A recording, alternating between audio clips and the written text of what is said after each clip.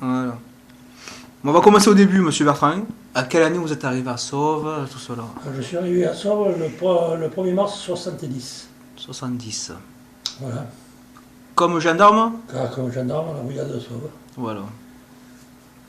Et la brigade de Sauve, Elle était en haut à côté de chez M. Blasco, et d'ailleurs elle appartenait à M. Blasco.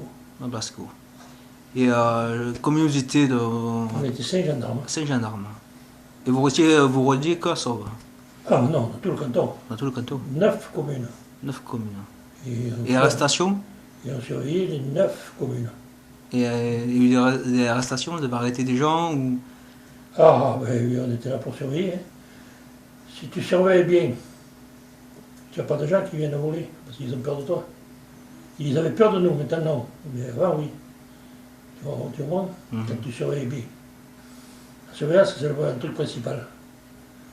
Et on en a fait, on a passé des nuits, on a passé tout ça. Pendant que les autres dorment, les autres travaillent. Ah ouais. Voilà. Ah ouais. Et il y a eu beaucoup de vols dans les années 70, ça sort, Ah oui, ça... des vols dans les résidences secondaires. Mais ma foi, pas mal ont été résolus quand même. Voilà, des gens de passage ou des gens du village. Voilà. C'était quoi, des petits vols, des... Ah ben oui, il y en a eu des gros, on en a eu des gros sur le canton. Hein. Des gros, par exemple, comme celui du château de attends, coupe. Après toi tu peux, t'as coupé. Ouais. Après toi tu peux rajuster, réenchaîner.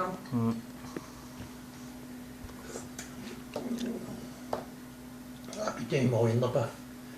Quand tu as passé le Gruyère, là, c'est qui le village après? Après le Gruyère.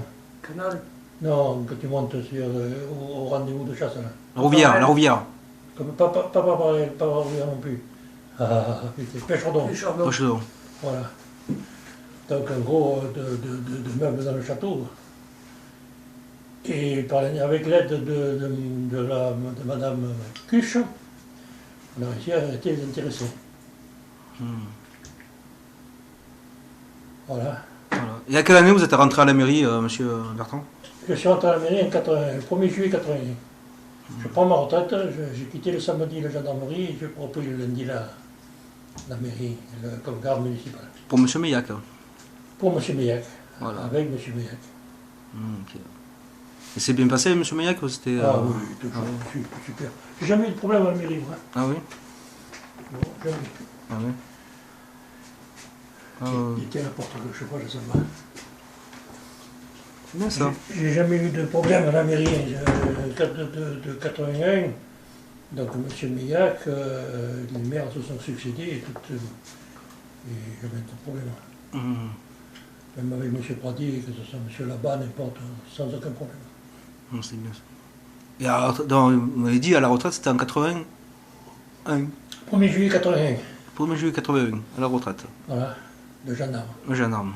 Ça fait quelques années, on remarque. Et à la mairie?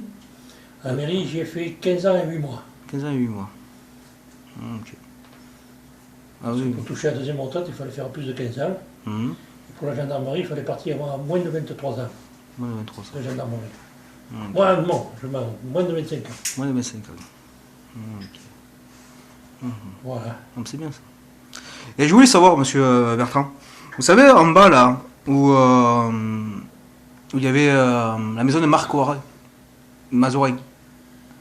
Oui. En bas là. Oui. C'était quoi? On m'a dit que c'était une auberge à l'époque. Il y a très longtemps, c'était une auberge. Je ne peux pas te le dire. Vous pouvez le dire? Je ne sais pas. Je ne sais pas. Une auberge, je ne sais pas. Non, vous êtes toujours, quand vous êtes arrivé à Sauve, c'était toujours à Mazorin. C'était Mazorin habitait en bas, mais tout le haut, c'était des combles. Il y a tout le haut, c'était la magnanerie certainement, je pense.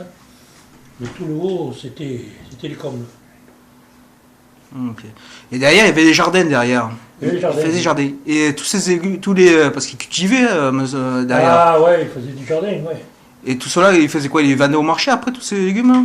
Non, a priori non. C'était pour son consommation personnelle. Et voilà. Non, il cultivait, l'arroser comment, je ne sais pas, certainement pas par le vidour, là. Mais je ne peux pas préciser. J'allais souvent chez le père chez le Max Mazorin.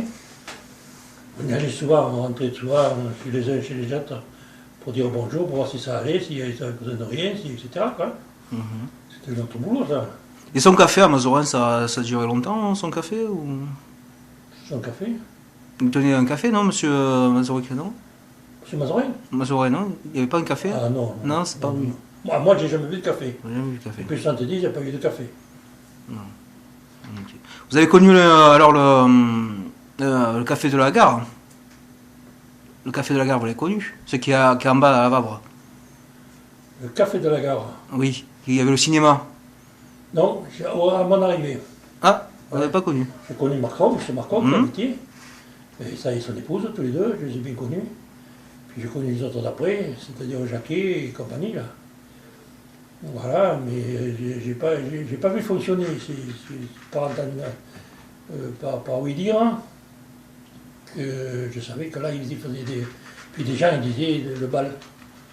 Il y avait le bal, un grand accordéoniste, les musiciens que tu as sur tes photos, là. Et ils jouaient, et le bal, il y avait le bal, et les gens des alentours, Isaac, Saint-Hippo, venaient au bal.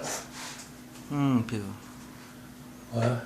Ça, vous savez pas quand c'était terminé, ça, tout ça? Ah, ça s'est terminé dans les années 60. Dans les années 60. Maintenant, quelle date, je ne peux pas te dire. C'est moi, quand je suis arrivé au 1er mars 70, eh bien, il y avait toujours M. Marcon, ils habitaient toujours là, mais ça avait cessé, les activités avaient cessé. Ok. Et sur la place Valongue, il paraît qu'il y avait il y avait la pharmacie, et à côté, il paraît qu'il y avait une mercenerie, la maison rose. Vous savez, sur la place de Valongue, Oui. il y avait une mercerie. C'était madame... Ah, mince, comment ça s'appelle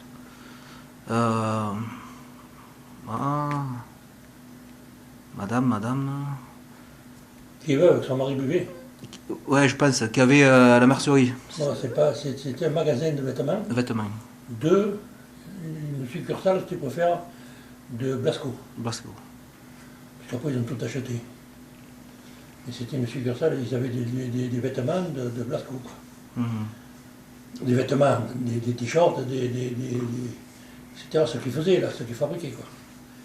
Et c'était madame...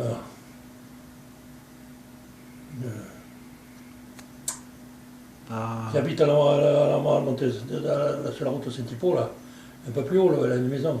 En montant après le garage, là, à gauche. Madame... Ah putain, bon, enfin bon. Oui, voilà. Peu importe. Voilà. Et ouais.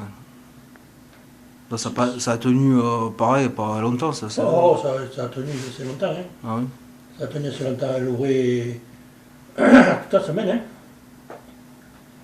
Et bon, il n'y avait pas comment l'éminence comme maintenant, il n'y avait pas...